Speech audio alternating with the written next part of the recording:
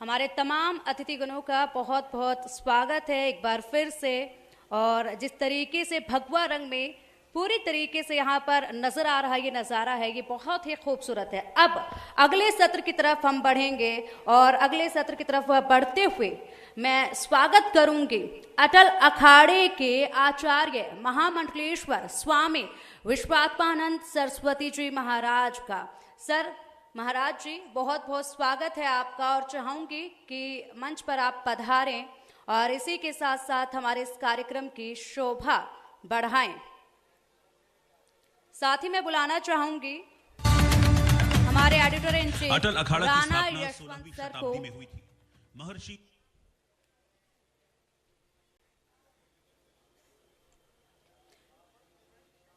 बहुत बहुत स्वागत है सर आपका। महाराज जी, आपके श्री चरण हमारे मंच पर पधारे और इसी के साथ साथ हमारे इस कार्यक्रम की शोभा बढ़ते हुए और मैं चाहूंगी कि अब यहाँ पर राणा सर स्वागत करें हमारे खास मेहमान का, हमारे खास अतिथि का।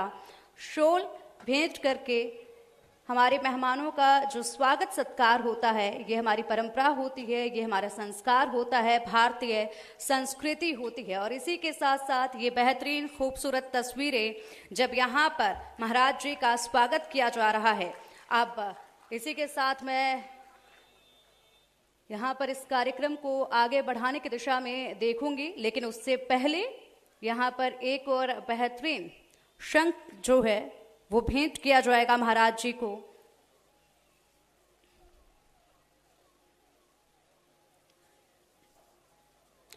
मंदिर के वो शंख ध्वनि बने भक्ति का सार, शीतल पावन मन करे देती शांति अपार। बहुत बहुत स्वागत है महाराज जी आपका। मैं अपने सहयोगी सुमित झा जी को बुलाना चाहूंगी और चाहूंगी कि वो इस सत्र को आगे बढ़ाएं और साथ ही साथ चर्चा करें तमाम उन बिंदुओं पर जो कि सनातन के लिए काफी महत्वपूर्ण हैं। Sumit ji, over to you. आपका इंडिया न्यूज के इस महामंच पर, महाकुंभ के इस महामंच पर, और सबसे पहले चूंकि अटल अखाड़ा जिसका इतिहास बहुत पुराना है, प्राचीन है, सनातन की रक्षा के लिए विदेशी आक्रांताओं से आप लोगों ने लड़ाई लड़ी, अकबर, बाबर और तमाम मंदिरों, मठ मंदिरों की रक्षा की। तो कुछ सेकंड्स में हम जानने की कोशिश करते हैं अटल अखाड़े के बारे में एक बार। अटल अखाड़ा की स्थापना 16वीं शताब्दी में हुई थी। महर्षि अत्रि के नाम पर इस अखाड़े का नाम रखा गया। श्री पंच अटल अखाड़ा के पीठाधीश्वर राजगुरु आचार्य महामंडलेश्वर श्री श्री 1008 श्री स्वामी विश्वात्मानंद सरस्वती जी महाराज हैं। इस अखाड़े से देश भर के 2 लाख साधु जुड़े हैं।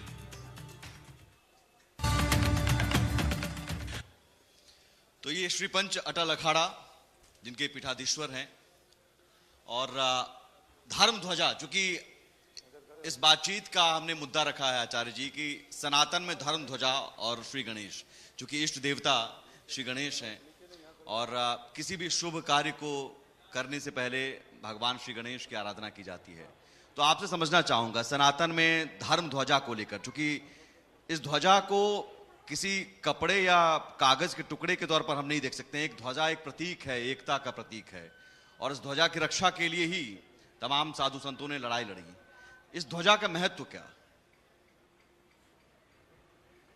देखिए, हमारे जो सनातन परंपरा है, ध्वजा को इसमें साक्षात देवता का प्रतीक माना जाता है।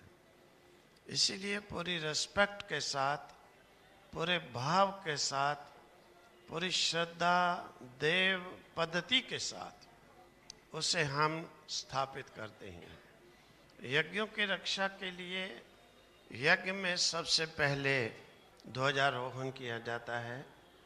कोई हनुमान जी का प्रतीक, कोई गणेश जी का, कोई भगवान शिव का। तो इसी प्रकार से धर्म ध्वजा का भी धर्म का हम प्रतीक मानकर अखाड़ों के अंदर जो है स्थापना की जाती है सबसे पहले, और उसके बाद ही सभी कार्यक्रम प्रारंभ होते हैं। तो बिल्कुल प्रत्यक्ष उसे जैसे एक मूर्ति में हम मंदिर में स्थापित करने के लिए आवाहन करते हैं, और प्राण प्रतिष्ठा करते हैं, इसी प्रकार से उस ध्वज के अंदर भी, जैसे आपने सुना होगा, भगवान श्री कृष्ण जो हैं जब महाभारत का युद्ध लड़ने लगे तो एक बार जो है हनुमान जी से उन पहले ये वार्ता हुई थी। तो हनुमान जी ने कहा कि महाराज मैं अभी कहाँ पर? तो उन्होंने कहा जब हमारा युद्ध होगा उस समय हमारी ध्वजा पर आकर के बैठना।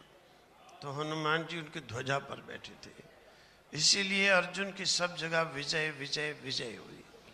हमारी भी ये धर्म ध्वजाएं जो हैं इसी प्रकार से देवता का प्रतीक होती हैं और प्रत्यक्ष उनमें एक मूर्ति के आवाहन की तरह से देवता का आवाहन किया जाता है, स्थापना की जाती है और समाप्ति पर विसर्जन भी किया जाता है। कुछ ध्वजा त्रिकोणीय, कुछ चतुष्कोणीय, उसके भी पीछे कई वजह हैं। उन वजहों के बारे में आप आचार्य जी? ये शास्त्र अपनी अपनी जो है परंपराएं प्राचीन काल से चली आ रही हैं, जिनकी जो परंपरा चली आ रही है उसी प्रकार से आगे उनका निर्वहन हो रहा है। ये ध्वजा हमेशा ऊंचा रहे और ये कोशिश सदियों से होती रही है। हाँ जी, बिल्कुल। लेकिन क्या वाकई ऐसी स्थिति है कि आज के दौर में खतरा है? जो बात कही जा रही है कि सनातन पर, तो इस ध्वजा पर खतरा है? नहीं, ध्वजा पर तो खतरा करने वाला अभी कोई जन्मा नहीं है। ये होता है कि कल भी मैंने आपको बताया था, कभी तो कौरवों का समय था, कौरवों का समय बलवान था तो पांडवों को बाहर निकाल दिया गया षड्यंत्र से, और जब पांडवों का समय आया तो कौरवों को समाप्त होना पड़ा। तो ये बात कोई ऐसी नहीं है, समय का फेर है, समय का यूज है कि जिस समय जो देखो, मैंने अयोध्या के समय जामा मस्जिद के वो थे मौलवी जी हमारे पीछे बैठे थे, तो मैंने उनसे समय मिला तो मैंने पूछा कि आपने देखा है अपने दादा को, परदादा को, उनके परदादा के परदादा को? कहते उनको तो नहीं देखा है। मैंने कहा हमने सबको देखा है। क्यों? कि देखो हम जम्मू कश्मीर से हैं, हमारे बहुत से लोग हैं जिनके रिलेटिव, रियल रिलेटिव, कईयों के ब्रदर, कईयों के चाचा, कईयों के भतीजा, वो पाकिस्तान में मुस्लिम हैं और यहाँ पर वो हिंदू हैं और अभी भी मिलने के लिए वो आते हैं। वो मुस्लिम हैं, ये हिंदू है, रियल ब्रदर है, रियल भतीजा है। तो ये मतलब क्या है कि एक समय की जिस प्रकार से यूज किया गया, क्योंकि ये तो प्रसिद्ध बात है, बहुत हमारे मुसलमान भाई, मैं अभी देखता हूँ जम्मू कश्मीर में उन्होंने अपना जो है, जो कास्ट जिसको हम लोग गोत्र कहते हैं, गोत्र भी चेंज नहीं किया है। बहुत मुसलमानों के गोत्र रहना है।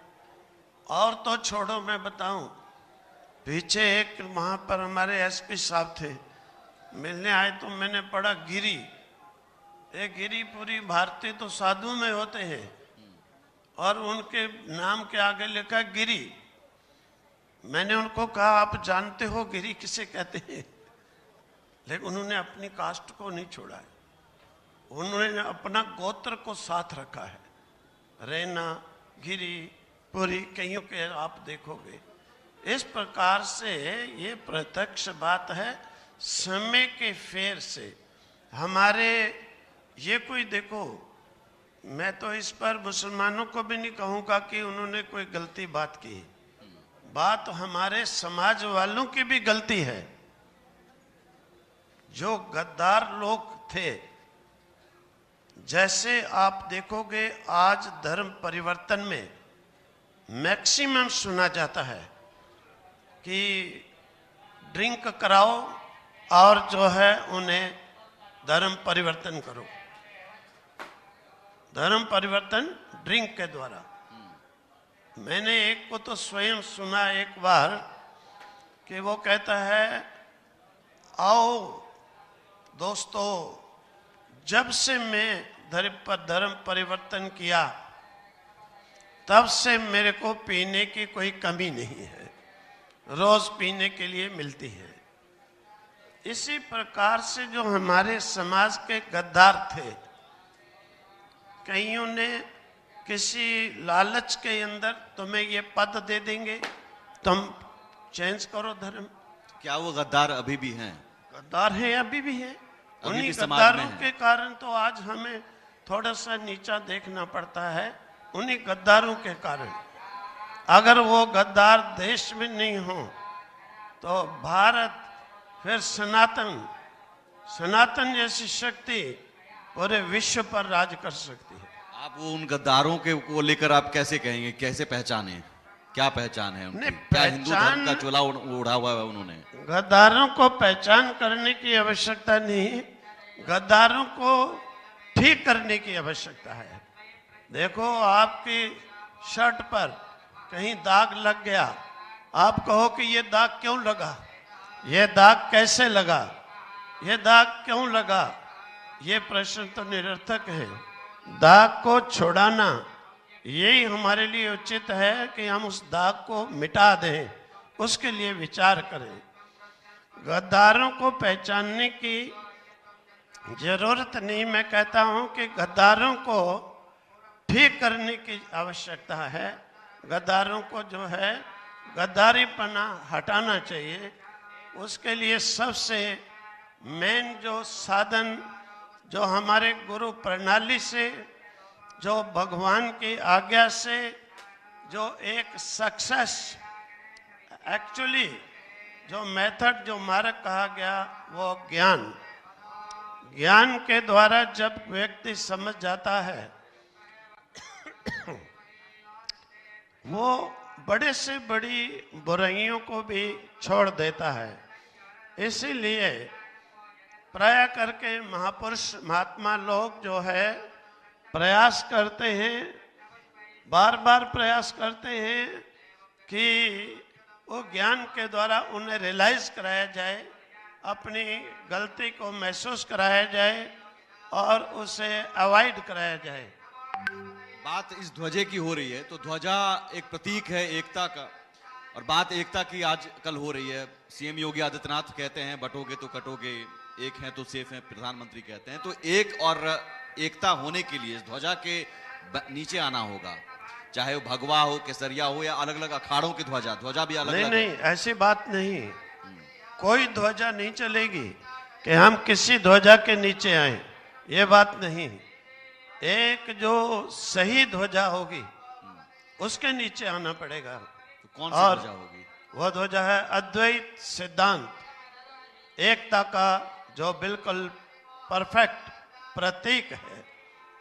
उस अद्वैत सिद्धांत जो आदि गुरु शंकराचार्य जी ने स्थापित किया और सभी महानुभावों ने उससे एक्सेप्ट किया, सभी महापुरुषों ने उससे स्वीकार किया, और वो एकता का ध्वज है अद्वैत सिद्धांत, जिसमें कि किसी के मजहब की नफरत नहीं, कोई भी जो है उसमें अगेंस्ट नहीं है, हर एक मजहब उसे स्वीकार कर सकता है। लेकिन आचार्य जी, चूंकि यहाँ पर संतों में भी, साधु संतों में भी अलग अलग विचार हैं। कोई कहता है सनातन बोर्ड का गठन होना चाहिए, कोई कहता है नहीं सनातन बोर्ड की जरूरत नहीं है, कोई कहता है मुसलमानों को एंट्री नहीं मिलनी चाहिए, कोई कहता है नहीं साहब ठीक है, महाकुंभ है, एकता का प्रतीक है, क्या दिक्कत है, मौलिक अधिकार है। इसमें भी अलग अलग विचार हैं, तो हम एक कैसे हुए? क्या विचारों में भी एकता जरूरी है? देखिए, इसमें ये बात है कि कुछ ऐसे कारण बन जाते हैं जिन कारणों के कारण ये बात जो है बोलनी पड़ती है, सभी लोग कहते भी हैं। क्योंकि देश के अंदर बहुत से ऐसी जो व्यवस्थाएं हैं उनके अंदर जो है थोड़ा भिन्नता है, थोड़ा अलग अलग पना है। उसके कारण सबको लगता है कि वो ये बात उचित नहीं है। क्योंकि जैसे हमारे हिंदुओं के जो हैं मठ मंदिर हैं, हिंदुओं के मठ मंदिर हैं, वैष्णो देवी है और अनेक जो हैं स्थान हैं, तिरुपति बालाजी है। तो बहुत जगहों पर सरकार का नियंत्रण है और वहां पर रिसीवर बिठाए हैं, वो सभी उसे देखते हैं। और किसी भी मुस्लिम के किसी भी मस्जिद में आप कभी नहीं देखोगे कि कहीं सरकार का नियंत्रण है।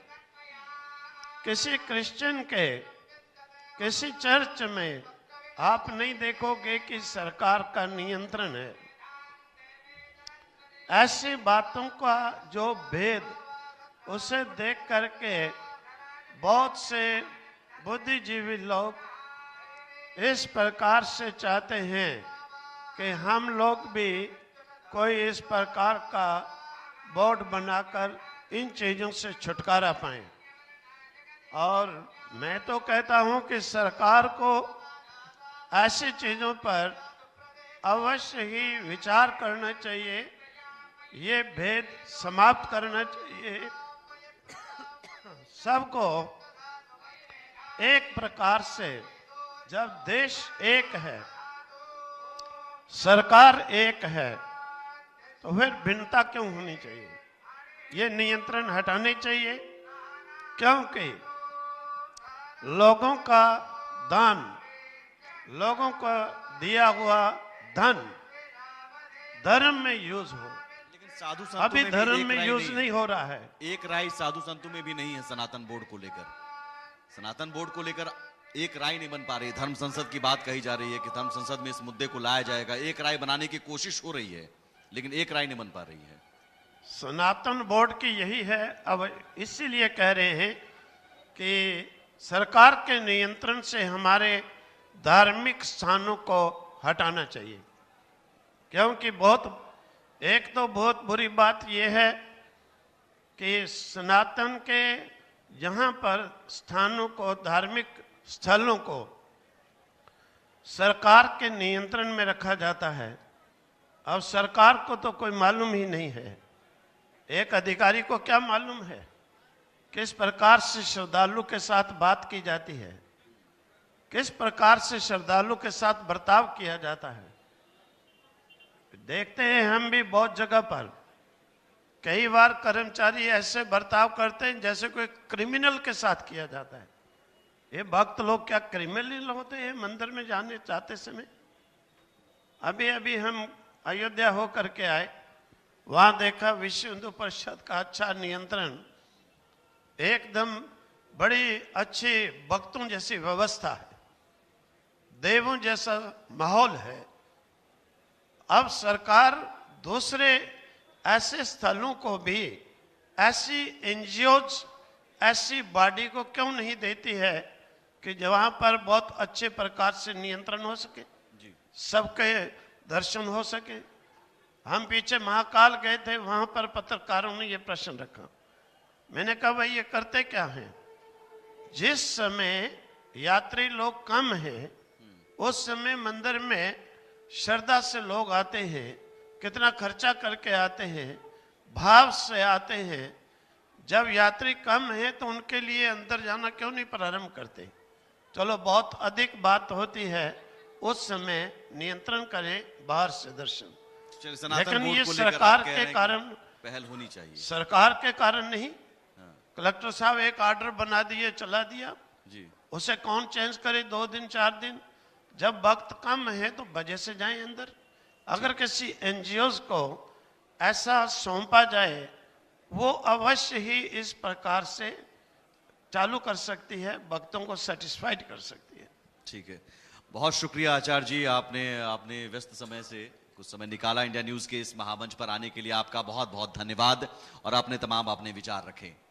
पिंकी, बहुत बहुत शुक्रिया महाराज जी पधारने के लिए और अपने इन पावन चरणों को महाकुंभ के इस महामंच पर आप लेकर आए और हमारे कार्यक्रम की शोभा आपने बढ़ाई। बहुत बहुत प्रणाम आपको और साधुवाद। इसी के साथ अब हम अपने कार्यक्रम को आगे बढ़ाएंगे और साथ ही साथ हमारे